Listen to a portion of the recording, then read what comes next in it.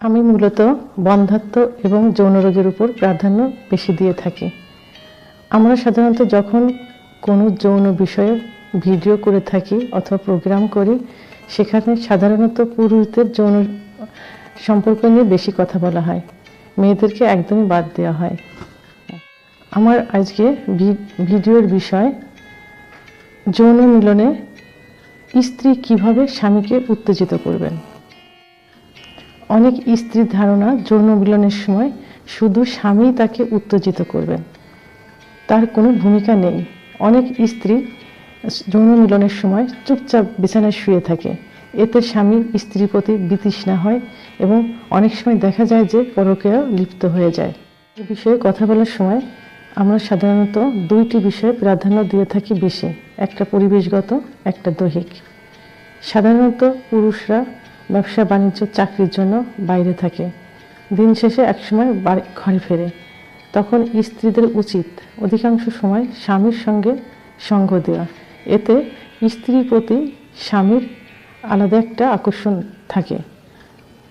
এই সময় স্বামী যখন বাড়িতে থাকে, পারিবারিক কোনো বিষয়ে তার সঙ্গে কথা বলা ঠিক না, কারণ এমন কিছু বলা যাবে না যে তিনি টেনশনে থাকেন এবং মানসিক সমস্যায় ভুগতে থাকেন।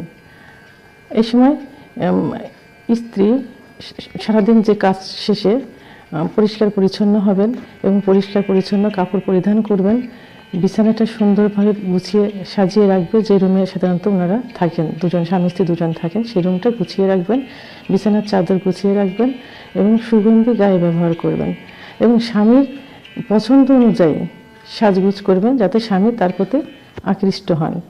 মিলনের সময় সাধারণত স্বামীর পর্যাপ্ত পরিমাণে এনার্জি লস অথবা শক্তি ক্ষয় হয়।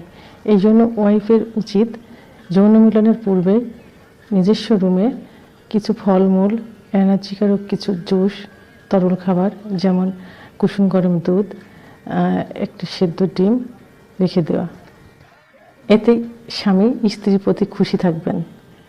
এত সময় আমরা পরিবেশগত কারণগুলো বললাম অর্থাৎ বিষয়ে আলোচনা করলাম। এখন দৈহিক কিছু কথা বলবো, আলোচনা করব। সাধারণত যৌন মিলনের সময় স্ত্রীকে উত্তেজিত করার জন্য স্বামী কিছু কিছু জায়গা আদর করে, ঠিক অনুরূপভাবে স্ত্রীরও উচিত সেই সব জায়গা স্বামীকে আদর করা।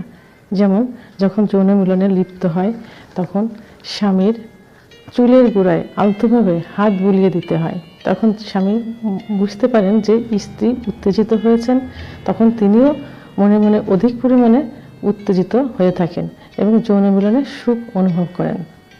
আরেকটা স্পর্শকাতর জায়গা হলো কানের লতি।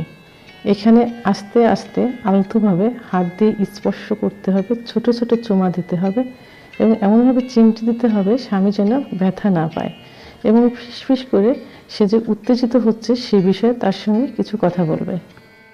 গলায় আদর করলে স্ত্রী যেমন সুখ অনুভব করে, অনুরূপভাবে স্ত্রীও যদি স্বামীর গলায় আস্তে আস্তে আদর করে চুমা দেয় এবং ছোট ছোট করে চিমটি কাঁধে হাত বুলিয়ে দেয়, স্বামীও সেভাবে উত্তেজিত হয় এবং সুখ অনুভব করে। স্বামী বুঝতে পারেন যে তার স্ত্রী তখন উত্তেজিত হয়েছে। ঘাড়ে হাত দিলে সব পুরুষেরাই সুখ অনুভব করে। যৌন মিলনের সময় যদি স্ত্রী তার স্বামীর ঘাড়ে আস্তে আস্তে হাত বুলিয়ে দেন এবং ছোট করে চুমা দেন, তাহলে স্বামী খুব দ্রুত উত্তেজিত হয় এবং প্রবল সুখ অনুভব করে।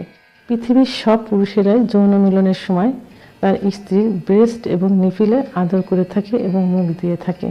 ঠিক অনুরূপভাবে স্ত্রীও যদি তার স্বামীর ব্রেস্ট এবং নিপিলে হাত দেয় এবং আলতোভাবে চুমু দেয়, তাহলে স্বামী মনে করে তার স্ত্রী অত্যাধিক উত্তেজিত হয়েছেন এবং তার ইঙ্গিতই তাকে দিচ্ছেন। তখন তিনিও পর্যাপ্ত পরিমাণে সুখ অনুভব করেন এবং দীর্ঘ সময় স্ত্রী সঙ্গম করতে পারেন। স্বামী উভয়ে যখন যৌন মিলনে লিপ্ত হবেন, তখন স্বামী বিভিন্নভাবে তার স্ত্রীকে আদর করতে থাকে। ঠিক সেই মুহূর্তে স্ত্রী যদি তার স্বামীর পুরুষাঙ্গে অর্থাৎ লিঙ্গে আলতোভাবে হাত দিয়ে আদর করতে থাকেন এবং মৈথুন করতে থাকেন, তাহলে স্বামী অত্যাধিক সুখ অনুভব করতে পারেন। পায়ের রানে স্বামীদের অনেক সুখ লুকায়িত থাকে এবং অনেক উত্তেজনা অনুভব করতে থাকে যদি তার স্ত্রী তাকে পায়ের রানে আস্তে আস্তে মুখ বুলিয়ে দেন, হাত বুলিয়ে দেন, আদর করতে থাকেন। যৌন মিলন সাধারণত স্বামী স্ত্রীর মাধ্যমে হয়ে থাকে এবং দুজনে সমান সুখ অনুভব করে। এই জন্য যৌন মিলনের সময় স্বামী যেভাবে স্ত্রীকে আদর করে উত্তেজিত করবেন, স্ত্রীও ঠিক সেইভাবে স্বামীকে আদর করে উত্তেজিত করবেন। এতে স্বামী এবং স্ত্রী উভয়ে মহা সুখ অনুভব করবে। আশা করি আমি কি বোঝাতে চেয়েছি তা আপনারা বুঝতে পেরেছেন। যদি কোনো বিষয়ে আপনাদের আপত্তি থাকে অথবা জানার থাকে তাহলে কমেন্টের মাধ্যমে আমাকে জানাতে পারেন। সে পর্যন্ত আমার